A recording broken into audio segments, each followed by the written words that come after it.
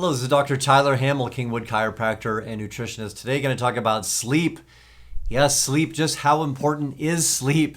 And lots of patients coming in with neck pain, back pain, headaches. One thing that oftentimes they complain about is not being able to get enough sleep or enough rest. So how does that affect the body's ability to heal and repair? It's always in a negative way. The only way your body can effectively heal and repair is to get good deep sleep or deep REM sleep at night. So when we have a lot of people coming in that are super stressed and not sleeping day after day after day, it kind of makes sense when a lot of these folks have chronic neck pain or back pain or headaches. The aches and the pains, they just aren't going away. And part of that, I believe, is due to the fact that they're not able to sleep or heal and repair effectively. So let's look at a couple different things that play a part in sleep. So let's look at number one is screens.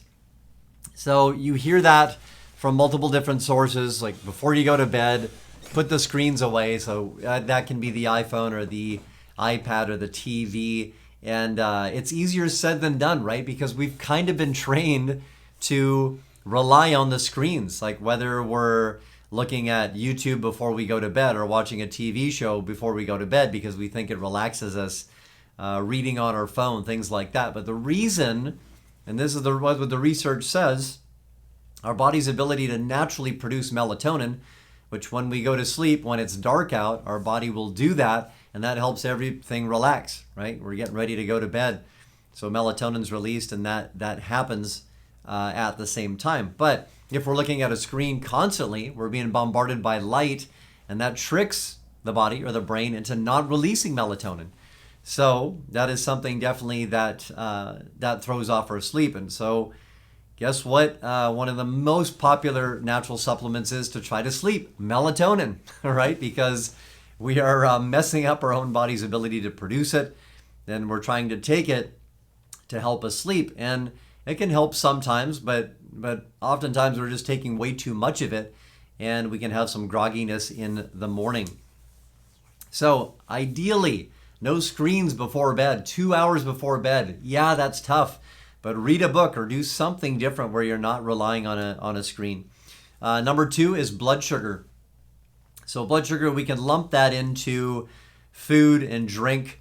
And the idea that if we're eating a big meal right before we go to bed, that really makes our body have to work hard or really hard to try to balance out the blood sugar.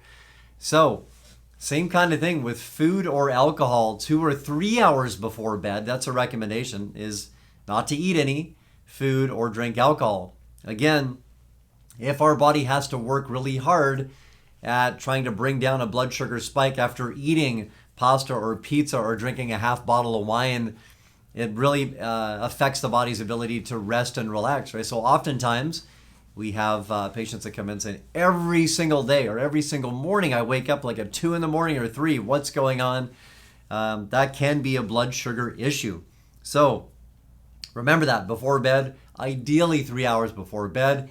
Yeah, I know this is challenging for a lot of people with schedules and whatnot, but alcohol or food, anything that's going to spike your blood sugar, it can interrupt your body's ability to relax and sleep and stay asleep. So that's number two. So number three, we talk about supplements that can help with sleep. So I did mention melatonin. Oftentimes I just recommend people start with 3 milligrams a day just to see, or a night. If that's going to help, they'll probably notice a difference with that. But a lot of this stuff too can be a combination of it all. So if you're drinking a half a bottle of red wine an hour before you go to bed, you could take all the melatonin you want and it probably isn't going to do the trick.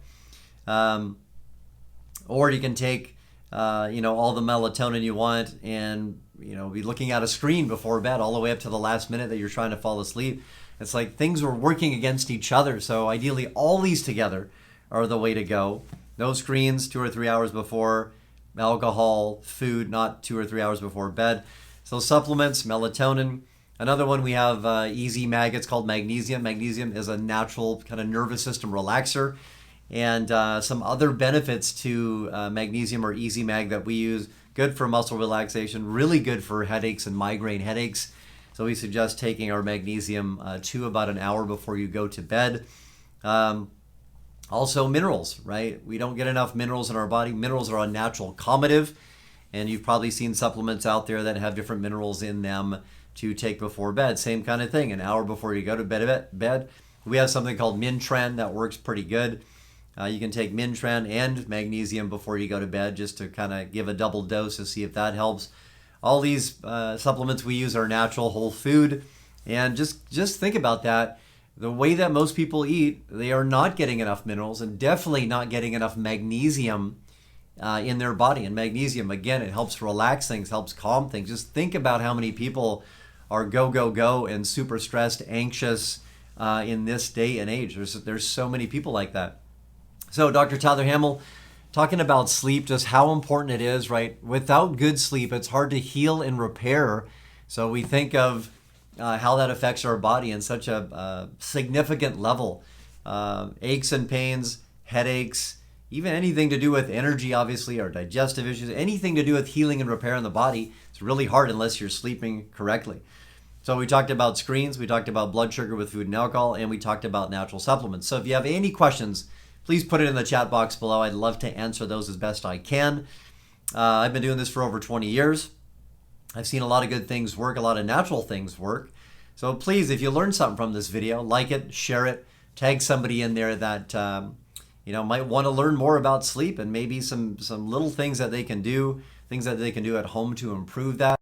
And you'll see such a significant difference, even if you're sleeping an extra hour or 2 or 3, or just getting good sleep for 5 or 6 hours or 7 hours, the difference that it makes when you wake up the next day, or even in thinking or clarity or productivity, it's ridiculous, right? So it's worth searching out and finding natural ways to sleep. Taking sleep medicines, that doesn't allow you to get into deep sleep or REM sleep, so that definitely is not a recommendation that I have. I'd rather do it the natural way. Try the things I recommended and see if that works. And stay tuned for more videos. Dr. Tyler Hamel, your Kingwood chiropractor and nutritionist.